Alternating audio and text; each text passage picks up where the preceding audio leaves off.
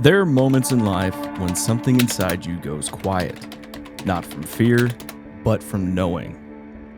On the morning of September 28th, 2011, Sergeant Ismael Garcia felt that kind of stillness, a pause, a pressure in the air, the kind of instinct you just learn to trust. Ismael was behind the wheel of an armored vehicle leading what was supposed to be a routine patrol through Kandahar province, Afghanistan. This patrol wasn't like the others. Intel had warned of Taliban movement nearby.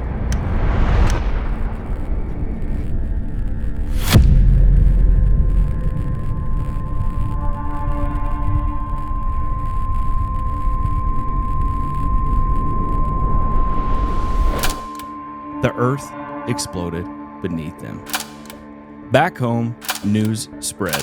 A brief write-up in the local paper mentioned that Ismael, a 2010 graduate of Fredericksburg High School, had been awarded the Purple Heart for wounds sustained in action. But no headline could capture the reality of what he carried home. Because what most people never see, what they never ask about, is what follows you after war. The quiet questions, the long, sleepless nights, the weight that creeps in after the noise fades. That's the war within, and it doesn't end when the uniform comes off.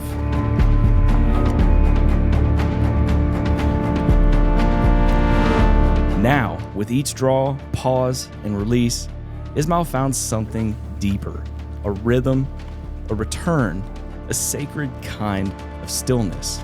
He found solitude.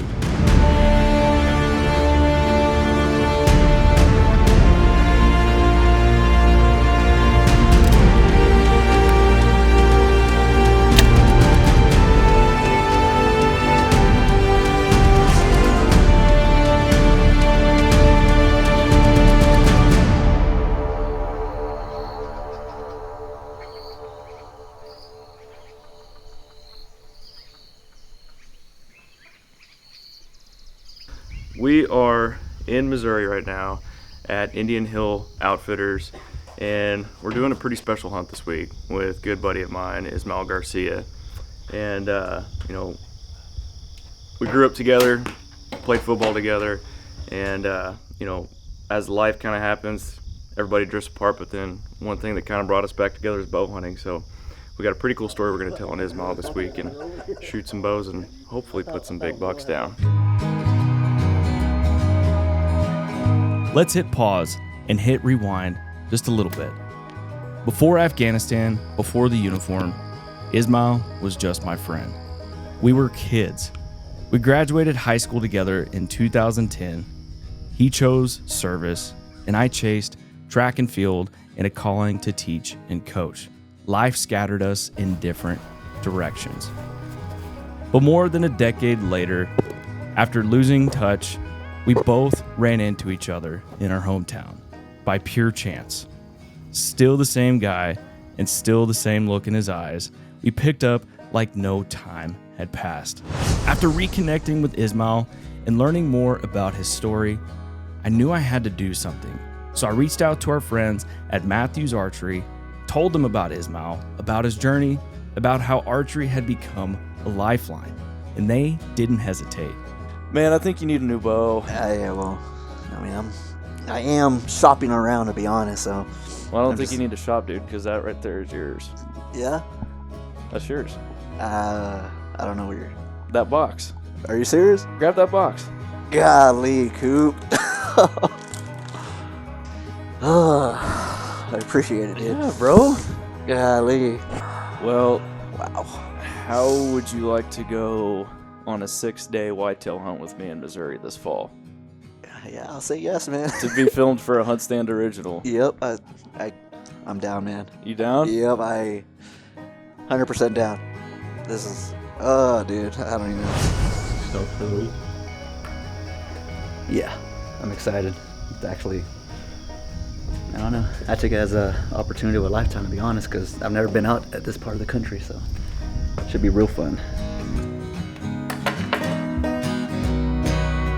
Early season for deer hunting, it can be a little weird. And where we're at, we're only doing afternoon sits, and so that's something I've had not a hard time understanding since really hunting outside of the home state of Texas, but just kind of getting an understanding of, like, you can't just go barreling into places in the morning, because a lot of times deer are still on food sources all night. They bed out there, they eat, and so you're really only getting opportunities in the afternoon, so you really need to capitalize on them. Excited, slightly nervous, but overall more excitement. Looking forward to what happens, to be honest.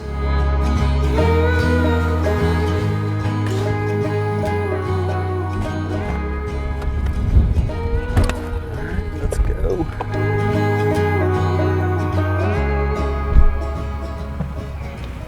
Yeah, you too, man.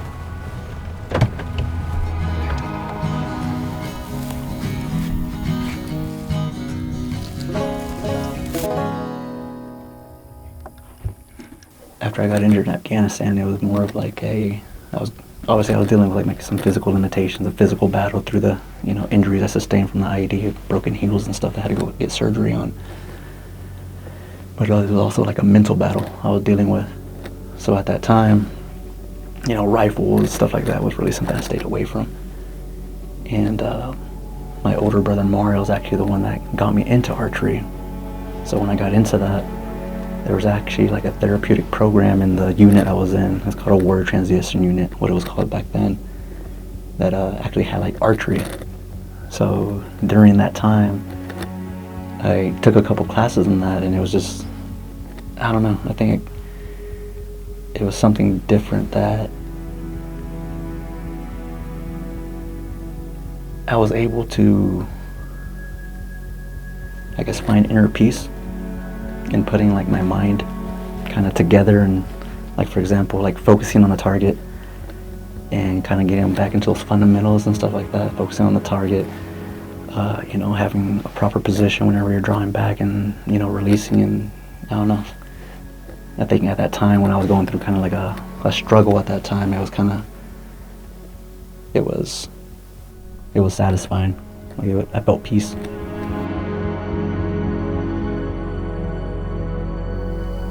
Got quite a bit of deer action. Had quite a bit of does come in. Maybe only one of them for a little bit was actually within distance. But as far as the two bucks that came in, they stayed at about 80 yards. Well, day one, Ismael saw some deer.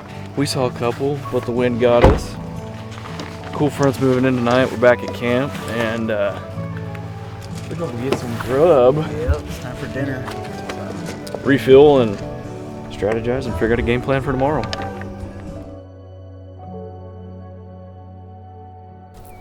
Well, what made you want to go in the Army? Because you weren't like JR, was it junior ROTC, or you didn't do any of that in high school?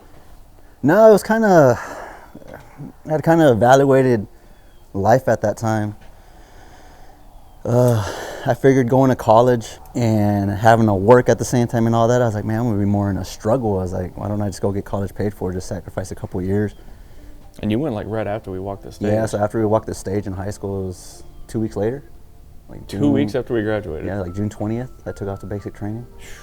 And then from there, my first duty station was up in Fort Drum, up there in like the 10th Mountain Division and stuff. So what was y'all's objective when y'all were over there? Was it more or less just maintaining peace and staying? Yeah, it was maintaining peace, having a presence out there, trying to build the relationships with, the little villages that were right there and whatnot. Seeing some things like that in actual real life was kind of like, oh man, like this is crazy. Like this is actually real of what's going on right now. It's not a Call of Duty game anymore. I look at it because, I don't know, being 18 years old, I turned 19 in Afghanistan too when I was out there, like a couple months later after being there. Felt surreal, I guess. So how long were you there in Afghanistan until? So we got there in March. Whenever I got sent back after being hit by the IED, I got injured on September 28th of 2011. Then I was back home, or back at Fort Sam Houston, and go to my surgeries about a week later. I remember that morning I told my lieutenant, my platoon leader, and I think he took it as a joke. I was kind of being serious just because it was kind of like a weird gut feeling I had that day. I remember we were driving through this dried up creek bed, and I remember like 2 weeks prior to that, there was, on the other side of the creek bed was like a house. But this time that we passed it, the doors were covered up in like mud. I remember telling the TC, I was like, hey, Sergeant, like that house was not covered up like that 2 weeks ago. So like, he radios up, we, you know, whatever, we keep on pushing through. And then we drive back over a second time, because sometime during that, it was a half mounted, half dismounted patrol that we were doing that day. So when we drove back over it the second time, we came back across that dry creek bed just because our guys that we had on ground were getting some contact from that compound that we were at. So like, I drive the vehicle to the side, provide cover, blah, blah, blah. So after that little fiasco was over with, they're like, all right, hey, come back and get us so we can lead us out and we could go back to our cop. So it was that third time we were driving through before the IED went off. Like, I remember telling the TC, I was like, hey, Sergeant, like I got butterflies in my stomach, something doesn't feel right. Like 5 seconds after saying that comment, freaking boom, the whole IED goes off. And I remember being conscious throughout the whole thing for the most part, but I do remember one of the thoughts that popped in my head during that explosion was like, was just like, you know, ugh. You know, I just didn't want my friends to be hurt. That's really it. And then, I remember I told my friend, his name's Monroe, I was yelling to the back, I was like, yo, dude, I can't get out, I can't get out. He gets back in the vehicle, and he was the guy that pulled me out. And then once I get out of the truck, you know, they start doing their, you know, my medics were there, they start doing their aid thing, putting like some braces and wraps and stuff on me just to keep my legs stable and stuff like that. Yeah. Some of my good friends that were amputees, like that's, you know, stuff I'll never forget. I think one of the hardest things for me after all that happened, you know, was kind of dealing with knowing that, hey, I'm back home, but my friends are still over there. Like, that was honestly like one of the toughest things that like really bothered me and bugged me for the longest time.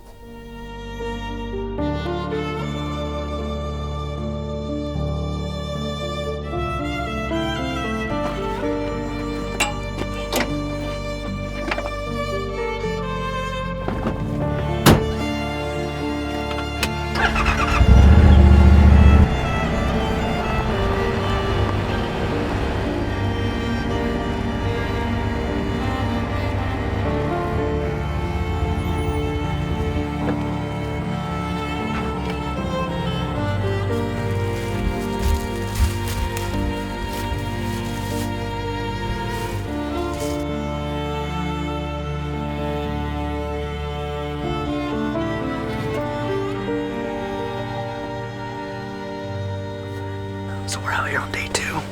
Feeling a lot better today. Yesterday I didn't have a gut feeling or anything, but today I had that gut feeling. So hopefully it turns out well. So hopefully something good comes out, and we'll see what the day carries from there.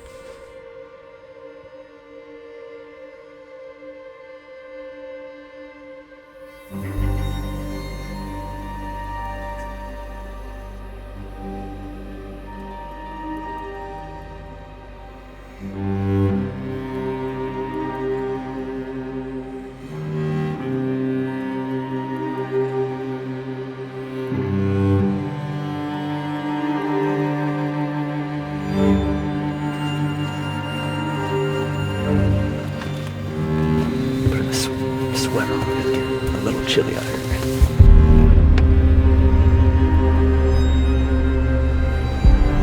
Although the conditions weren't ideal, hot weather, too much food, and low deer movement, Ismael never once lost focus. No frustration, no complaints, just presence and gratitude.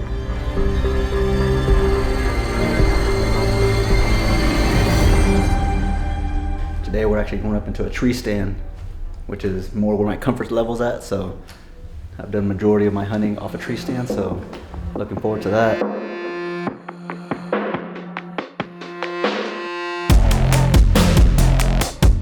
It's an escape, it really is. And I think a lot of bow hunters out there could say like, hey, like this is really an escape, it really is. Absolutely. From that moment, from those stressors in life that you're dealing with, like, hey, like drawing back my bow, releasing, and focusing on the target. Hey, everything for that split second, half a second, however long it takes to travel, you're free Yep. for a little bit, right? And that's what I feel every time I drop back.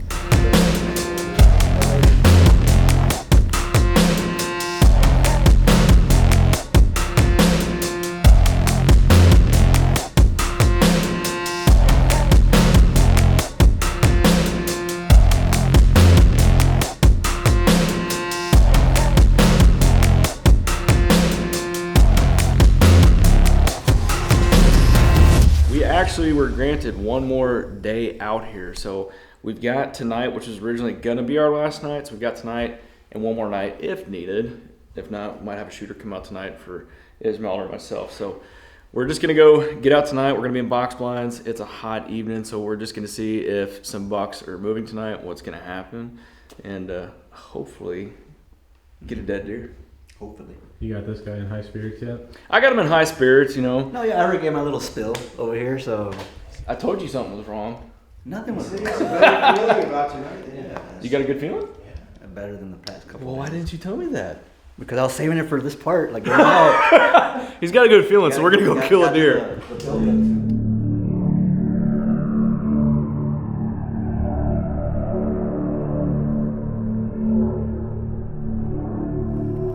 I think I told you on the way up here, like, there was something I wrote. I just want to read this real quick. So I titled it, Two Old Friends. It's crazy how life works. After all these years, we found ourselves back together, bow hunting in the woods.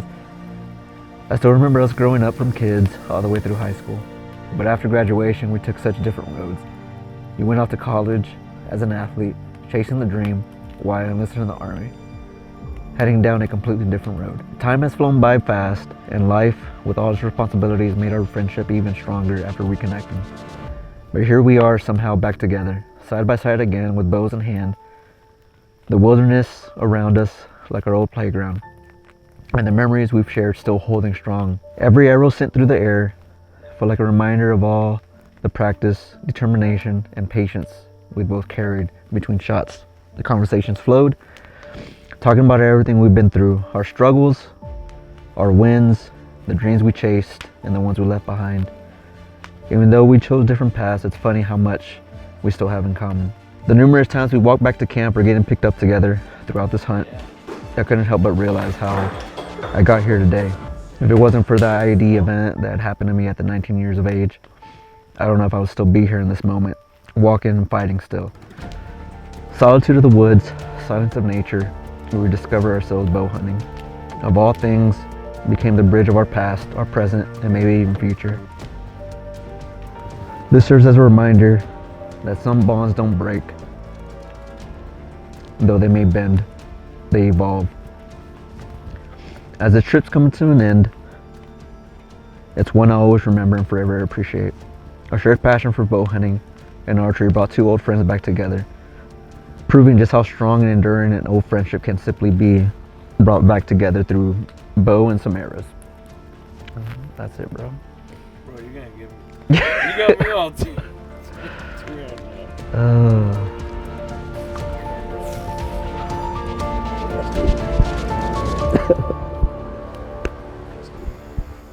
I think this is the best view we've had all week, to be honest.